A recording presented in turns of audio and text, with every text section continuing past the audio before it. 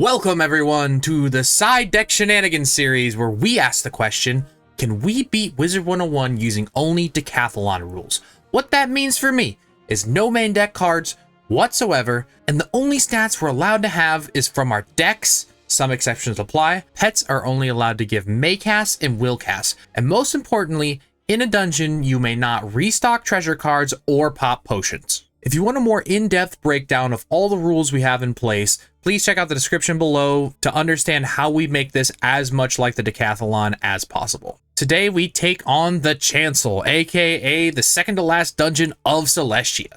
This is the chosen deck that I've created, and this is the pet I've chosen for the job today. Hopping into the first fight, it was really simple. The game plan was just to kill them quickly and not take too much damage before killing the two minions. We throw out a dragon and our leaf storm to kill them over time, so that way we have time to heal up and make sure we're at full health going into this next fight. This one is similar with just two minions, but they each have 40% fire resist, so we have to throw out a sunblade. This allows us to both buff our dragon and our leaf storm will cast with only using one treasure card. This is a common strategy I like to use in these runs. Alongside Cleansing Blade, these are the spells that really let me maximize my turns and the TC space in these long dungeons. We also go with a Dryad before leaving this... Oh well, hopefully we didn't need it. Going to this next area, there is 3 back-to-back 1v1 boss fights. The first one up is the Myth boss. The strategy with these fights is you really want to set shield round 1 to make sure you don't get slapped with a crit natural attack or something else really big. Well, that didn't work out, so I guess we'll start buffing then. He leads off with a non-crit minnow, so the shield would have been useless anyway. Let's go. I feel like this heal is the most common heal, and it almost always triggers another one. Like, the healing current is such a good heal. I think it's because it's a heal and a heal over time. I feel like it's like double the opportunities to trigger. Oh my gosh. Oh my gosh. That is like, we done losing. Okay.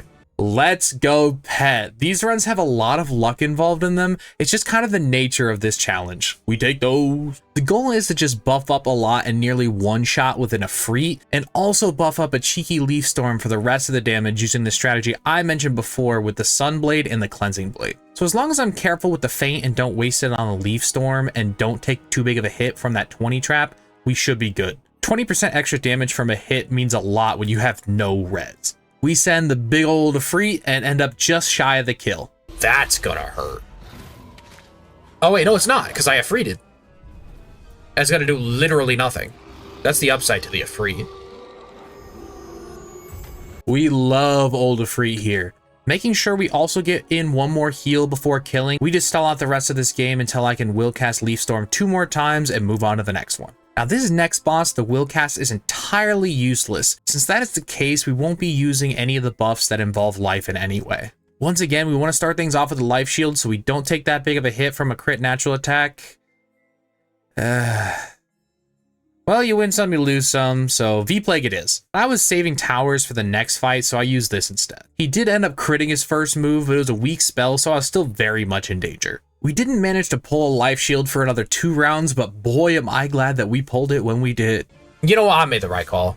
Yeah, crit natural attack, I made the right call. This fight was pretty uneventful after that. I forgot to calculate boosting on a life as a fire. By bad, I guess. And we did 1,000,000 damage. Moving on to the next one. So this next fight is really tricky because he can elemental shield, so we actually had to be really careful, and he didn't do it at all, and I just killed him with a Freet just like before. And it wasn't even close. Now it's time for the final showdown, the big man himself. As a fire boss, we did have to rock the convert strategy, so let's see how that went. I think it's kind of hard of the cards here. This is where things get dicey, because we don't have a lot here, but he doesn't have a ton of HP.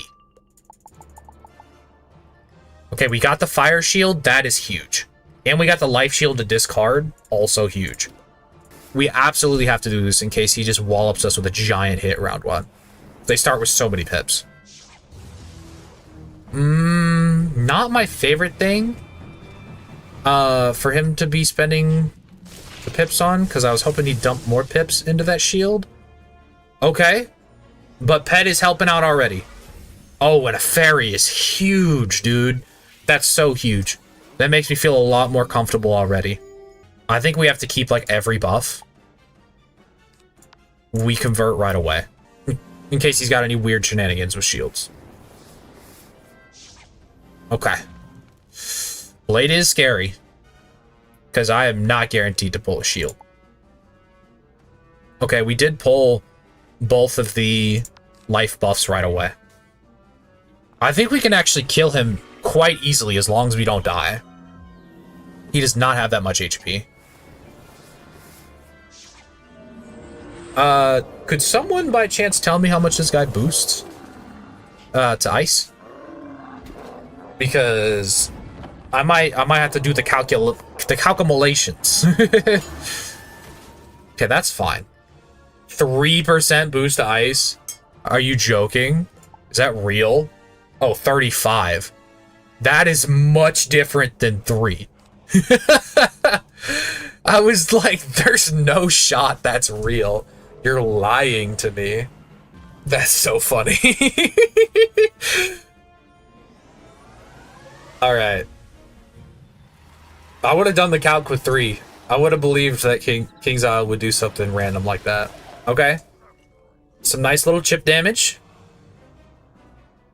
Yeah, this fight had 2 mob fights. I should have definitely used Frozen Kraken.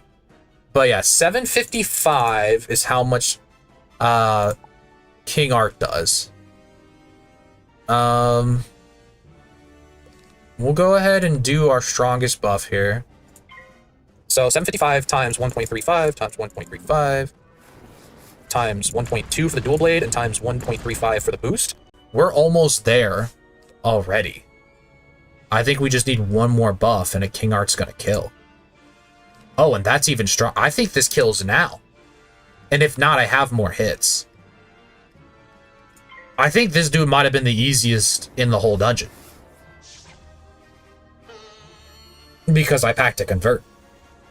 I think he's literally dead now. Is this really how we're gonna end it? He's dead. Just like that. The big guy? He's the big guy? That's kind of disappointing. Final astral artifact. But I'll take it. This is not over, wizard. It's done. Well, that was anticlimactic, but as Morgan said, this isn't over. Tune in next time where I take on the Trial of Spheres, the final dungeon of Celestia. Later, taters.